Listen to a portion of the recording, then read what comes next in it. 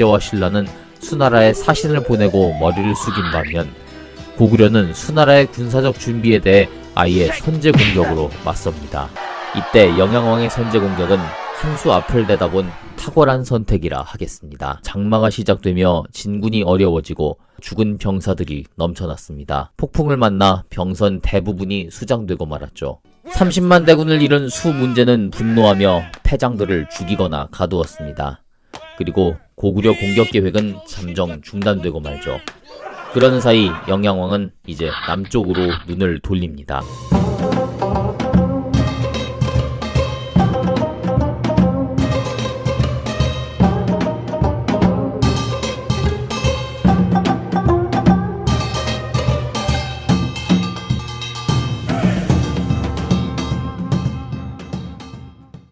(603년) 영양왕은 백제에 이어 신라를 공격합니다.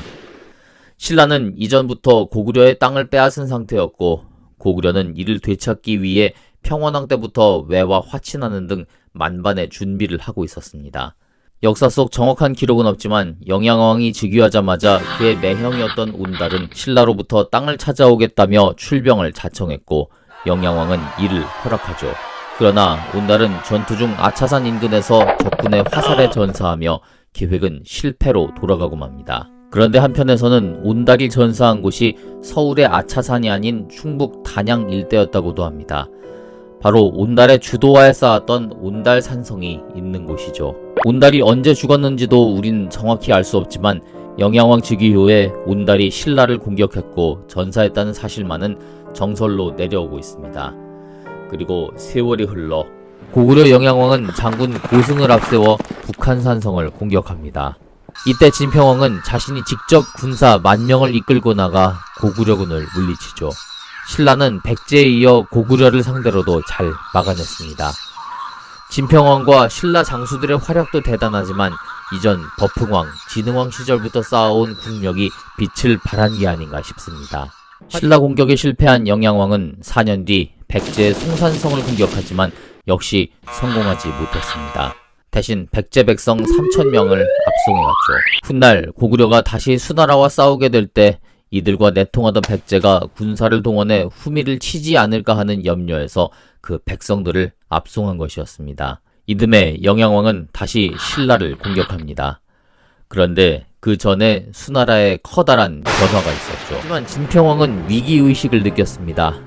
어떻게든 고구려와 백제를 막아내긴 했지만 차후에 또다시 이들이 쳐들어온다면 과연 막아낼 수 있을까 자신이 없었던 거죠.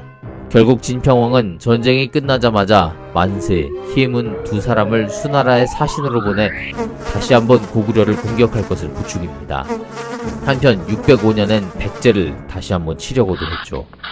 이러는 사이 중국엔 다시 한번 큰 변화가 일어납니다. 수나라를 세운 문제가 죽고 그의 아들 양제가 황위에 오릅니다. 이미 아시는 분들은 다 아시겠지만 여기선 자세히 언급하지 않고 다음에 고구려 영양왕 편에서 다루겠습니다. 자, 이 양제, 아버지 문제에 비해 훨씬 더 주도 면밀한 사람이었습니다.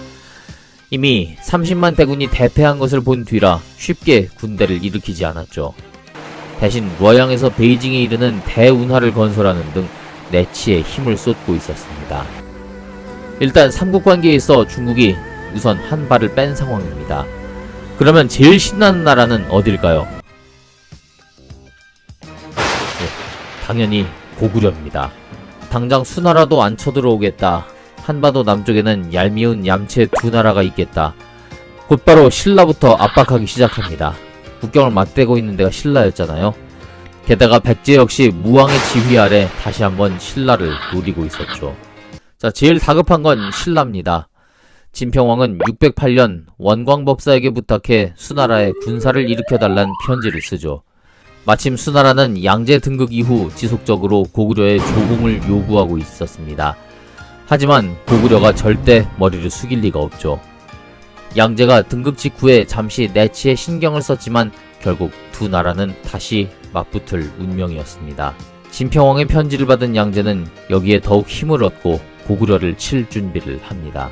자, 이 사실이 다시 또 고구려에 전해집니다. 결국 화가 머리 끝까지 날 대로 난 고구려의 영양왕은 바로 신라를 공격했고 8,000명의 주민을 포로로 잡아갔습니다. 신라가 과거에도 수나라에 가서 머리 숙이고 고구려 침공해달라고 막 그런 짓을 하고 그랬는데 이번에도 똑같은 행보를 보이니 열이 안 받을 수가 없죠. 영양왕은 2달 뒤 우명산성을 공격해 아예 점령해버렸습니다. 진평왕은 정말 똥줄이 탑니다. 611년 다시 한번 수나라의 군대를 청하게 되고 이때는 수양제도 고구려를 칠 준비를 거의 마친 상황이었습니다. 수양제, 양광, 문제의 둘째 아들로 진나라를 멸망시키는데 큰 공을 세웠지만 형 양용이 태자가 되자 야심을 품고 형을 모함에 내쫓고 태자가 되더니 이후 아버지 문제마저 죽이고 스스로 황위에 오른 중국 역사 전체에서도 몇 되지 않는 패륜하였습니다.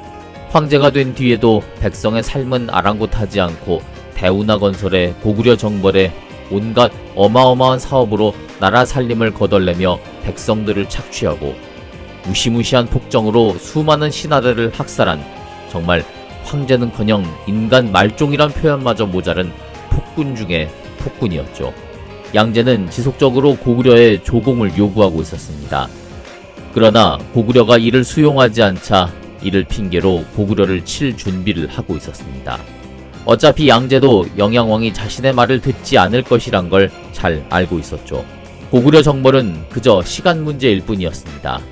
일단 양제는 고구려와 돌궐이 손을 잡고 양쪽에서 협공할 것을 우려해 먼저 돌궐을 압박하기 위해 직접 돌궐의 주장 계민을 만납니다. 그런데 고구려의 사신과 수나라의 양제는 하필 같은 날 계민의 막사에서 마주치게 되죠. 원수는 외나무 다리에서 만난다고 타이밍 참 기가 막히죠. 여기서 양제는 고구려 사신에게 영양왕에게 가서 자신에게 입주할 것을 전하라며 협박하죠. 이 이야기를 전해들은 영양왕, 수양제의 요구 따위는 가볍게 묵살해버립니다. 그리고 수나라와의 전쟁 준비를 위해 607년과 608년 차례로 백제와 신라를 쳐서 남쪽의 안정을 취하는 것이죠. 611년 4월 양제는 탁군의 군사를 집결시킨 뒤 이듬해 1월 직접 군사를 이끌고 고구려를 침공합니다.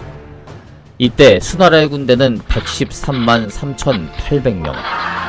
현재 우리나라 군대보다도 2배가 넘는 수치입니다. 그런데 이 수치도 정규 육군만을 따진 것이고 여기에 해군 그리고 보급 등 보조 인력이 정규군의 2배였다고 하니 모두 합치면 약 300만 명 정도가 되는 것이죠. 이전에 30만 대군도 엄청난 숫자인데 그 10배에 해당하는 군대가 온 겁니다. 고구려 멸망 당시의 인구가 400만 명이었다고 하는데 고구려 전체 인구보다 조금 안 되는, 이건 군대라기보단 민족이 온다고 해도 과언이 아닌데요. 한국전쟁 당시 한반도에 투입된 중공군의 수가 298만 명. 절대적 수치는 같지만 인구가 지금보다 훨씬 적었던 고대와 어마어마하게 많아진 현대를 비교한다면 당시로선 상상도 할 수 없는 대군이 몰려온 겁니다. 이러한 대군을 동원한 걸 보면 백성의 원성 따위는 아랑곳하지 않는 양제의 광기를 충분히 볼 수 있습니다. 이 당시 백성들 사이에 반전의식을 보여주는 무향 요동 낭사가란 노래가 전해지는데요. 한마디로 고구려 전쟁에 끌려가 개죽음 당하지 말자는 가사라고 합니다. 긴 창은 하늘의 절반을 가리고 칼을 실은 수레는 햇빛을 받아 번쩍이네. 산 위에선 노루와 사슴을, 산 아래선 소와 양을 잡으며 살았는데 문득 들으니 관군이 와서 칼을 들고 전쟁터로 사람들을 끌고 가고 있다네.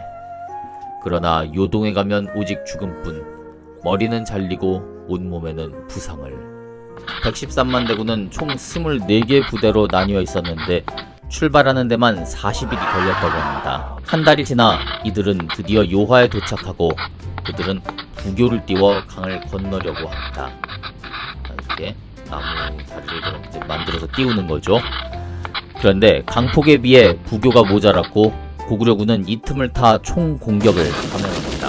자, 수많은 전사자들이 나왔으나 여기서 물러날 수나라 군대가 아니었죠. 그들은 강폭이 좁은 곳으로 옮겨가 다시 부교를 띄웠고 끝내 강을 건너 요동을 공격합니다. 결국 고구려 군사 10,000명이 희생되고 요동성이 겹겹이 포위됩니다. 자, 제가 부족한 그림 실력으로 대충 그림을 그려봤는데요. 고구려는 그 옛날 신대왕 시절 좌원대첩에서부터 시작된 청야전술, 자 바로 이것이 지금 청야전술을 묘사한 겁니다. 보시면 성 안으로 모든 집과 뭐 가축과 쌀 이런거, 그리고 백성들을 전부 이 성 안으로 몰아넣는 거죠. 또 밖에는 여기 군대가 성을 지키고 있고, 실제로 백성들이 살던 마을에는 아무것도 남겨두지 않는 겁니다.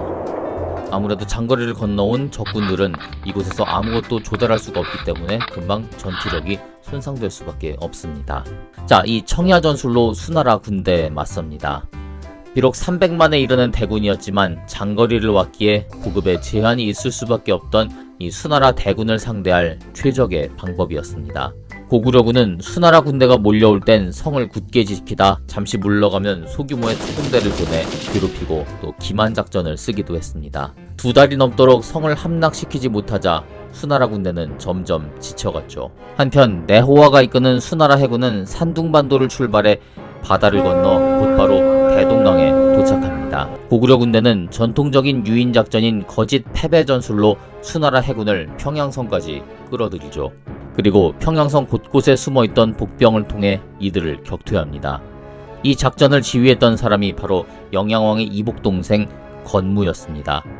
자, 형제가 모두 지략 능력이 뛰어났다고 할 수 있죠.